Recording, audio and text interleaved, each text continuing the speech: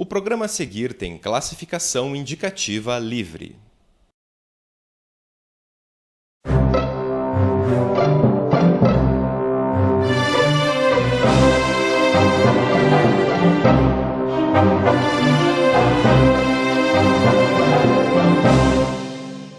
Nas aparências, o mundo é binário. Existiriam apenas homens e mulheres, mas a realidade é muito mais complexa no que diz respeito às identidades de gênero. Hoje, o Nuevo Debate trata da transexualidade e da discriminação no mundo do trabalho. E eu vou conversar com a professora Berenice Bento, da Universidade Federal do Rio Grande do Norte. Bem-vinda, professora. Muito obrigada. Professora, hoje nós vamos tratar de alguns conceitos que são pouco conhecidos das pessoas. É o caso de gênero. O que significa gênero? Então, essa é uma discussão que você não vai ter uma única resposta. Já começo, então, colocando o caráter polissêmico, né, do termo gênero. Dependendo de uma determinada corrente teórica, você vai interpretar o que é masculinidade e feminilidade de uma forma diferente, né? Alguns pensam que gênero, quer dizer, ser masculino e feminino, está vinculado a uma estrutura corpórea. Então, quando eu falo feminino, imediatamente vem a ideia do corpo da mulher, né? Masculino, o corpo do homem. Portanto, a ideia de que eu não poderia falar de feminilidade e masculinidade sem fazer uma referência obrigatória ao corpo do homem e da mulher. Mas que corpo é esse? Não é apenas o corpo, não é o corpo como um todo, é a genitália. Essa concepção de gênero, né, que genitaliza as identidades de gênero, né, é uma das concepções, e uma das concepções muito poderosas, né?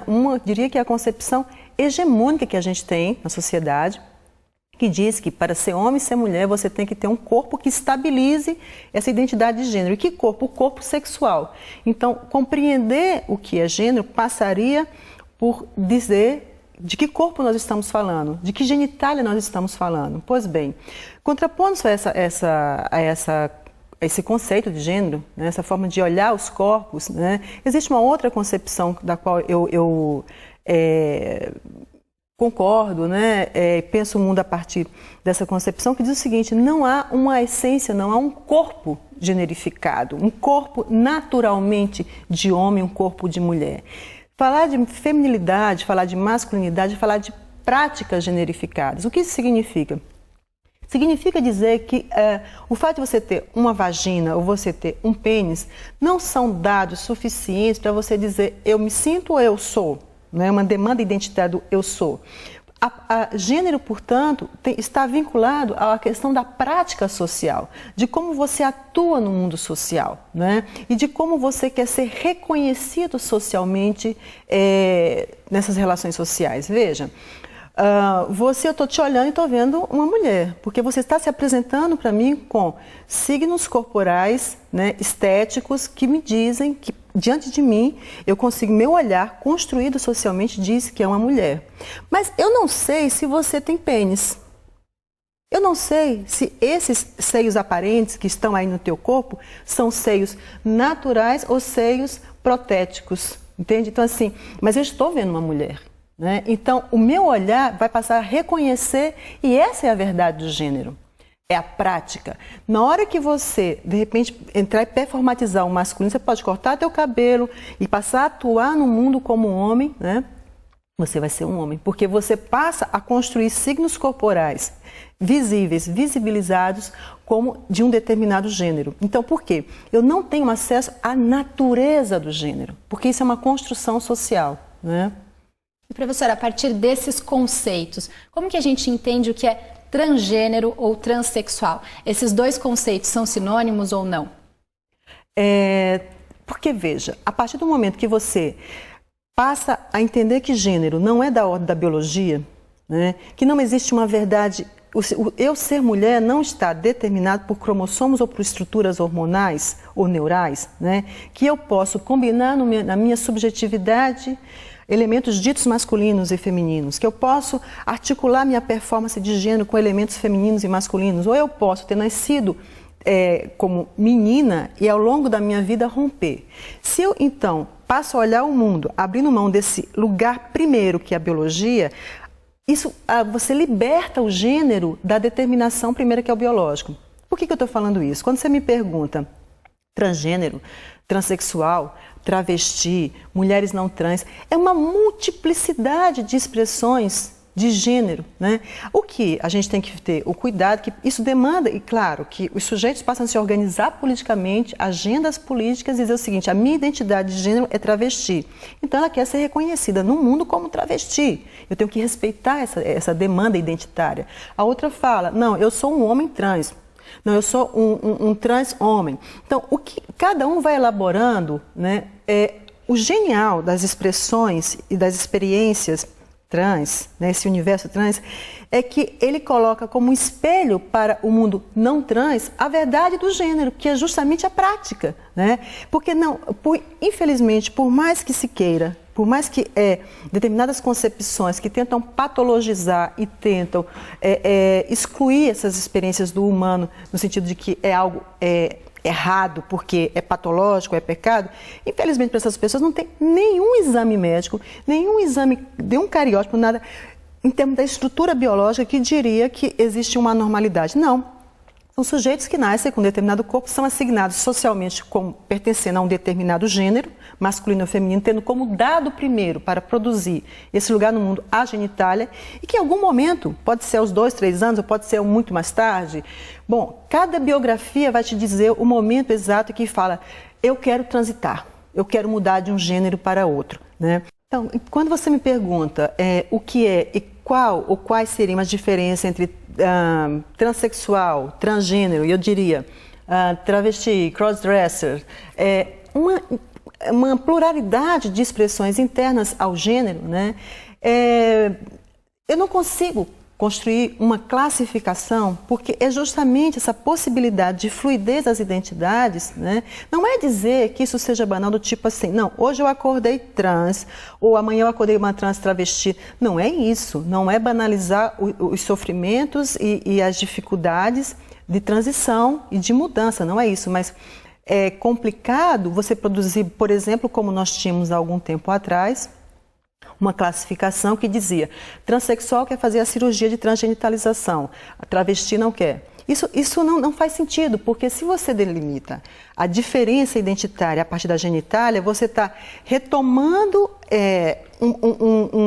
a forma de pensar as identidades de gênero pela genitália, né? A pessoa pode decidir: eu sou uma mulher transexual e não quero fazer a cirurgia, ou quero fazer a cirurgia, eu sou uma travesti, mas veja, a travesti, ela faz mudanças corporais, põe o silicone, põe a prótese e tal, para construir esse corpo e transitar socialmente como um corpo que é reconhecido, que quer ser reconhecido e demanda reconhecimento social como feminino. Então, acho que a melhor questão é pensar que a questão de gênero, a identidade de gênero, tem que ser entendida, interpretada como no âmbito da autodeterminação. É o sujeito que tem que dizer para você, né? E não eu, como pesquisadora, te dizer a construção de uma taxonomia de que aqui é como, por exemplo, foram os estudos que patologizaram, né? E que esse ativismo hoje, a luta pela despatologização das identidades trans, coloca em pauta, que é justamente construir classificações fechadas. Então, aonde que eu estou nesse mundo que eu não estou nem aqui nem aqui? Então, existe essa fluidez da questão do gênero, pensar o gênero como fluido e como prática, né?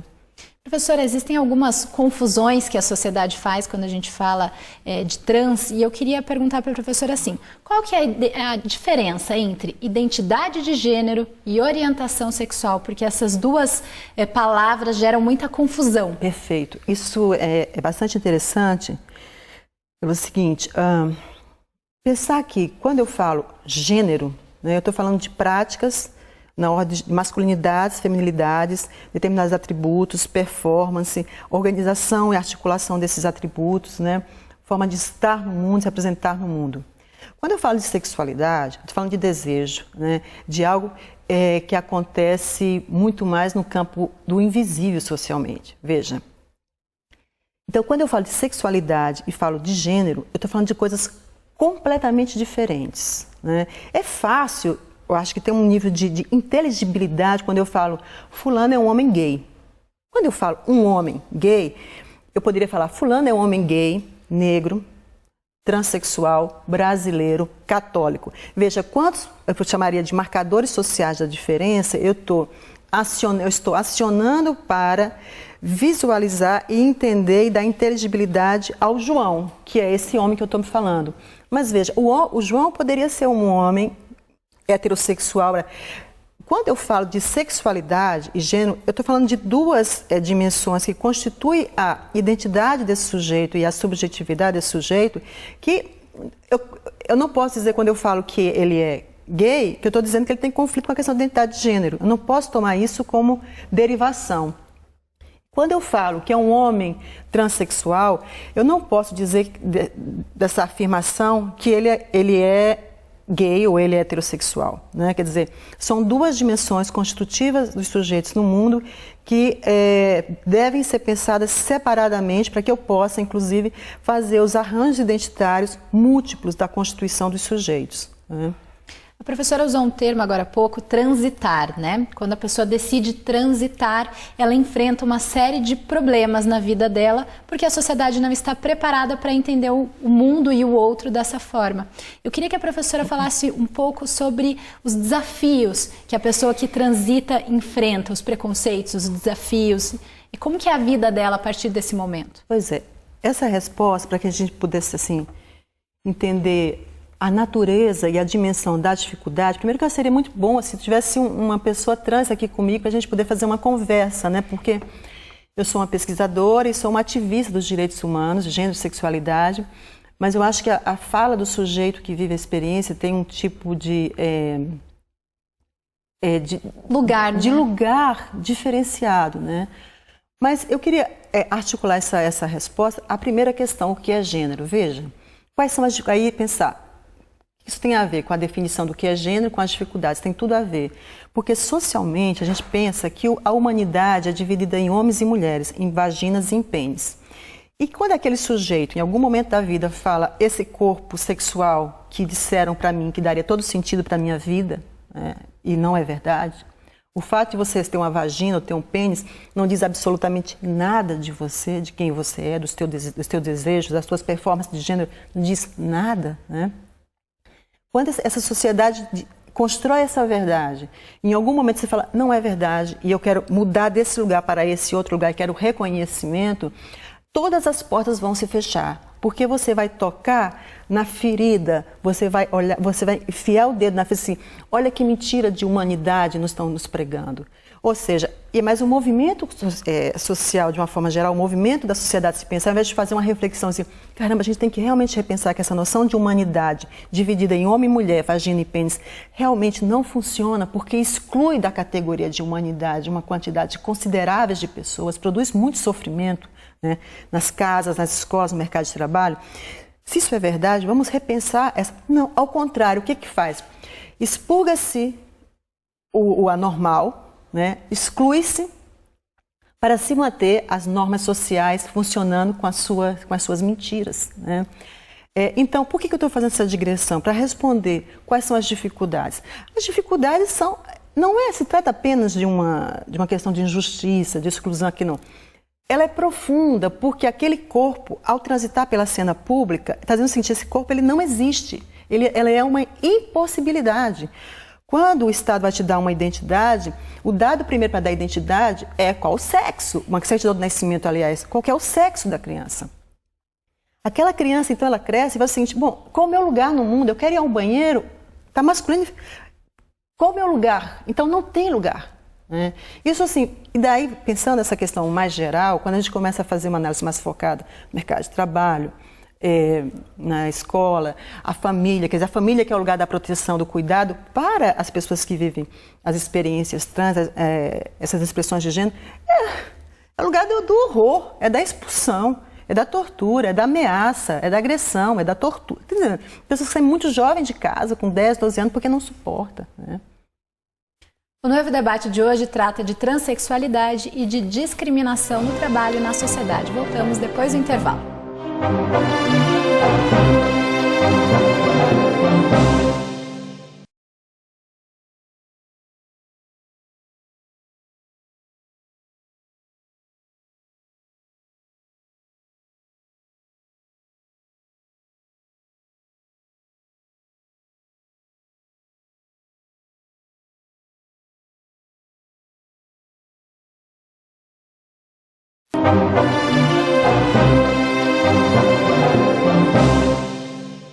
Hoje, no Evo Debate, fala sobre transexualidade e discriminação no trabalho com a professora da Universidade Federal do Rio Grande do Norte, Berenice Bento. Professora, no bloco anterior a gente começou a falar um pouco sobre as dificuldades enfrentadas pelas pessoas trans e eu queria falar agora dessas dificuldades no mercado de trabalho. O que acontece no mercado de trabalho que não acolhe essas pessoas?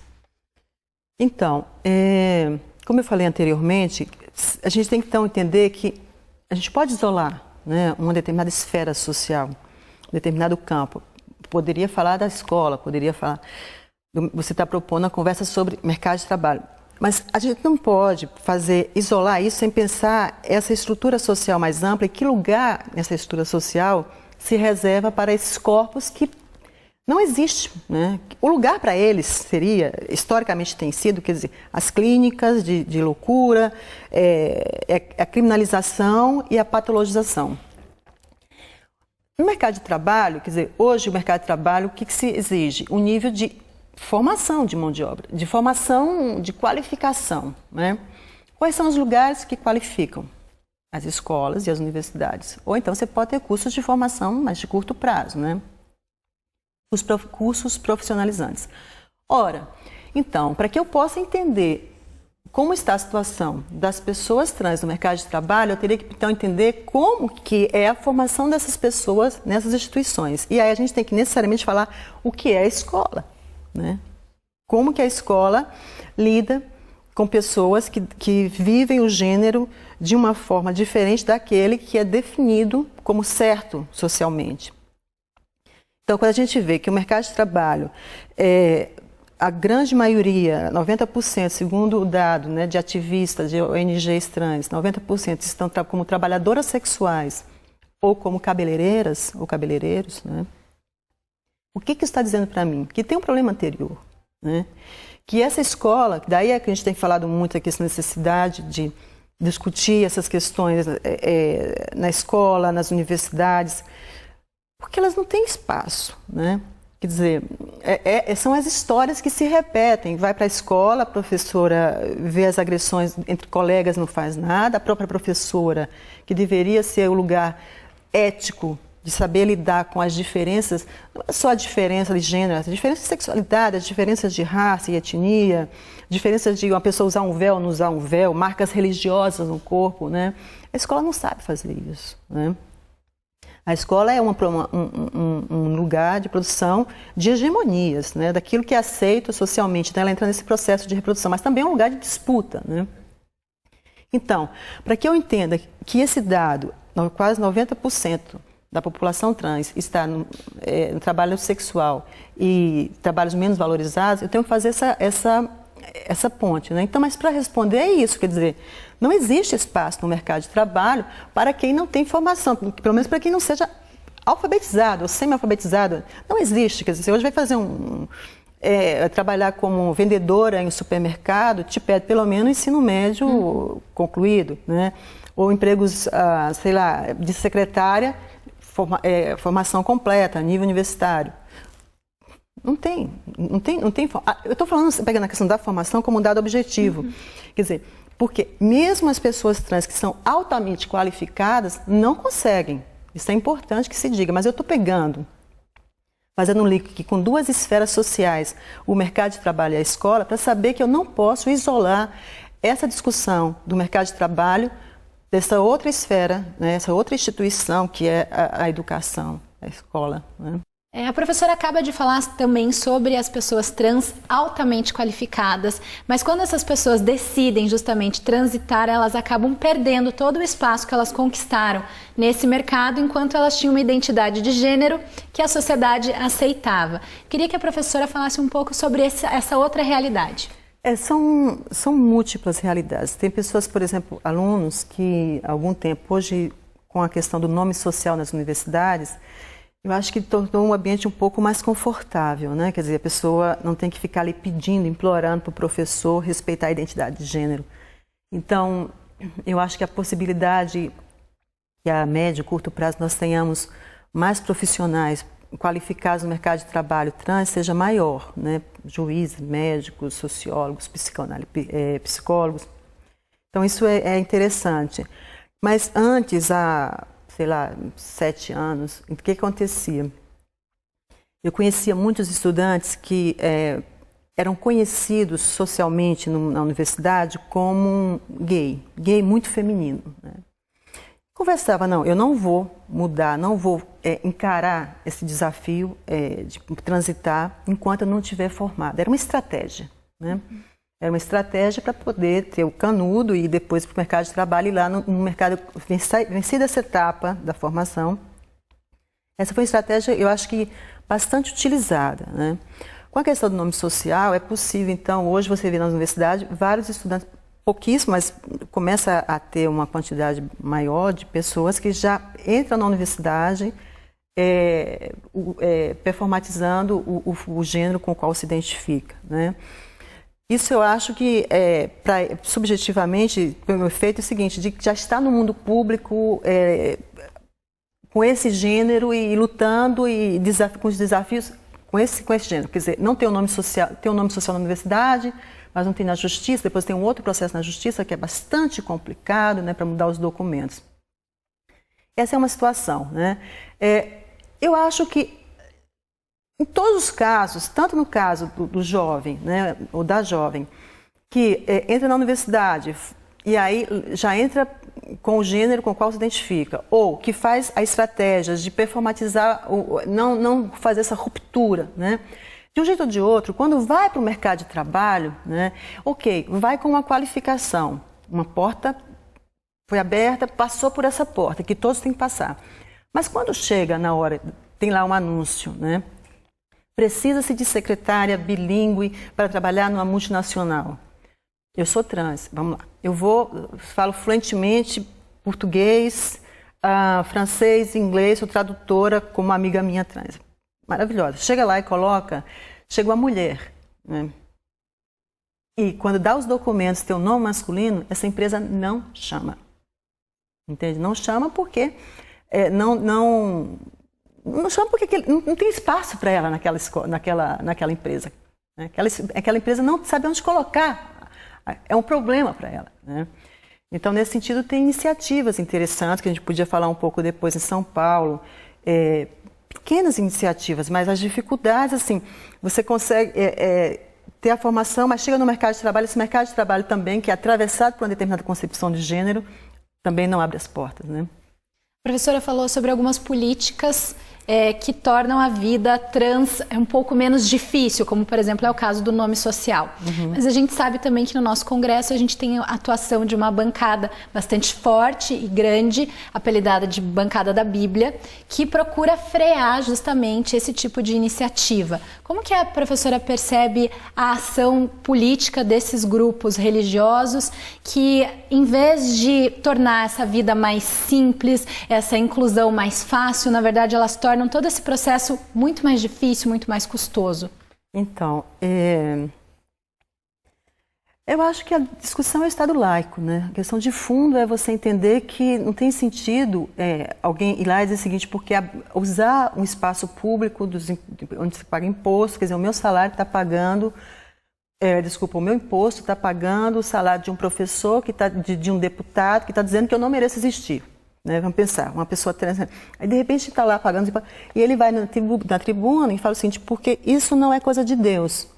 Eu acho o seguinte, quer dizer, esse discurso que ele está fazendo, se ele quer fazer no espaço privado dele, ou no espaço confessional, né, é correto. Agora, no espaço público, é a Constituição que tem que prevalecer. Então, assim, isso em todos os sentidos, né? No sentido da questão dos direitos das mulheres, direito ao aborto, direito ao corpo, direito a toda uma pauta, né, que vincula a autonomia do corpo, direitos humanos.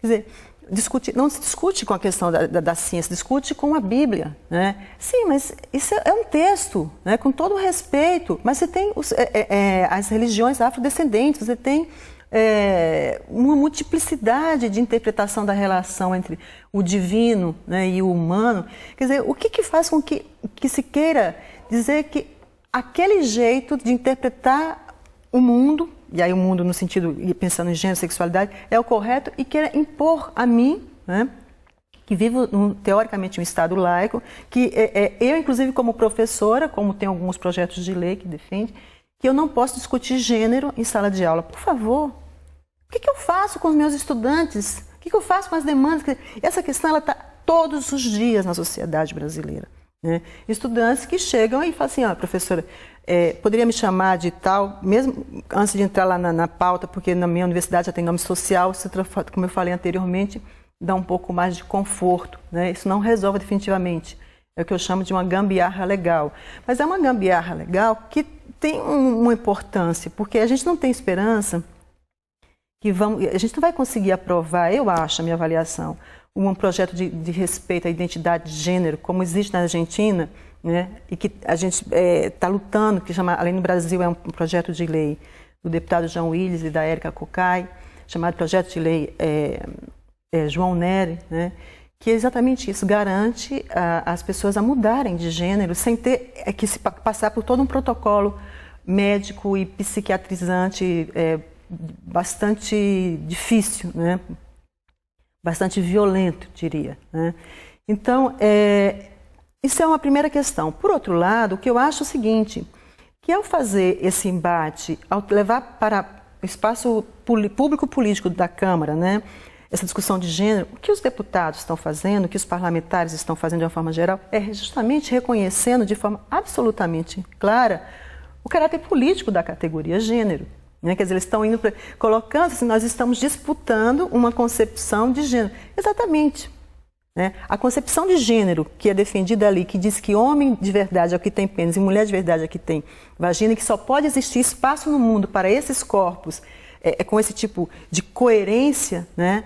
O que eles estão fazendo, dizendo o seguinte, neste nosso mundo, vocês não... Mas não só as pessoas trans, tem que ter um tipo assim, as feministas, as lésbicas, uma quantidade incrível. Nesse mundinho, né, quem vai habitar esse mundinho idealizado? Quem vai estar nesse mundo organizado? É um mundo, então, um mundo feio. É um mundo muito feio, porque não é um mundo da diversidade, do respeito. É um mundo que prega a violência, a agressão, a tortura. Esse mundo que a gente já vê, que a gente assiste todos os dias, que a gente está tentando transformar, né? A professora falou sobre alguns projetos interessantes que existem. Para finalizar, eu queria que a professora desse algum exemplo de alguma empresa ou de algum projeto bacana que mude um pouco essa relação violenta. Então, nós temos um trabalho feito em São Paulo, que eu acho bastante interessante, né? Até trouxe aqui o endereço para as pessoas aqui do Paraná se inspirarem, que é o Transemprego, né? Que são empresas que oferecem... Aí você é engraçado, você entra lá e vê o tipo de emprego que é oferecido para você ver a questão da formação. Geralmente são empregos importantíssimos, né? Mas assim, faxineira, serviço geral, cabeleireira, entende? Quer dizer, mas ótimo, quer dizer, é uma página com iniciativa de ativistas trans que fazem conversas com empresas e ali fazem anúncios para pessoas trans, chama Transemprego, é o nome da página, né? Tem uma outra iniciativa que chama Transserviços, também de ativistas trans, né? Que a pessoa anuncia o seu serviço lá, né? Mas veja que nós estamos falando de um Brasil que é um Brasil continental, né? Isso em termos de política de inclusão no mercado de trabalho é importante porque a gente pode falar que existe, né? Mas de transformação macro é muito pouco, né? A necessidade de ter políticas públicas. E aí, políticas públicas, a gente fala na questão de gênero, ela não é só questão de emprego, é algo transversal, porque a categoria gênero, ela diz respeito a todos nós, nos atravessa. E, portanto, atravessa as instituições nas quais nós circulamos, a família, a escola, o mercado de trabalho, todos os lugares da política, né? É isso. Professora, obrigada pela participação no Nuevo de hoje. Eu que agradeço imensamente. Foi um prazer. O Nuevo Debate é uma parceria entre a UFPR-TV e os programas de pós-graduação em Administração e em Tecnologia da Universidade Tecnológica Federal do Paraná. A programação completa da UFPR-TV está disponível no nosso site tv.ufpr.br. E se você gosta de conteúdo educativo, cultural e de ter informações sobre assuntos atuais de forma profunda e contextualizada, curta a nossa TV no Facebook e assine o nosso canal do YouTube. Obrigada pela audiência e até a próxima.